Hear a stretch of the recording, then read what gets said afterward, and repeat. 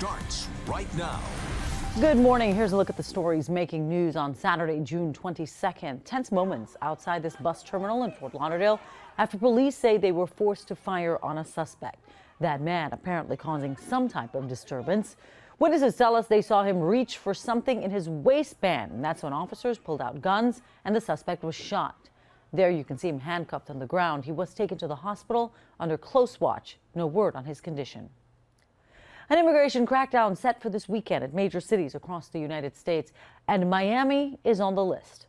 ICE agents will be conducting raids targeting about 2,000 people, even families with court-ordered removals under President Trump's zero-tolerance policy.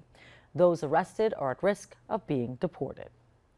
First on 10, a Lyft driver ambushed on the job. Alex Georges picked up 3 young passengers on Northwest 62nd Street in Miami early Friday morning. One of them pulled out a gun and ordered him out of his car. Georges fought back while the car was still in motion. He got pistol whipped and choked in the process. He was eventually able to get out and run to a nearby police station with a bloody gash on his head. His attackers took off and are still on the loose. Listen to Local 10's podcast, The Florida Files, wherever you are, whenever you want. Just say, Alexa, play the Florida Files podcast. Getting the latest episode of Florida Files. Here it is from TuneIn. Previously on the Florida Files. Or just ask Siri, I want to hear the latest Florida Files podcast.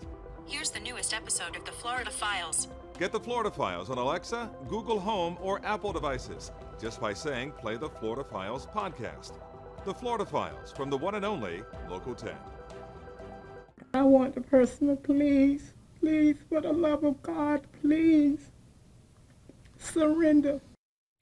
A tearful plea from the family of a woman killed in a horrific hit-and-run crash. 62-year-old Rosemary Jackson was crossing Northwest 2nd Avenue in Miami's Wynwood district when an SUV slammed into her. Police said the impact so strong she was sent flying and landed a block away, breaking her neck. Detectives believe the driver was in a gray Infiniti QX60. If you know anything that can help police catch that person, call them. Well, as breaking news happens, we always have you covered on air and online. Head to local10.com for more news and coverage and updates.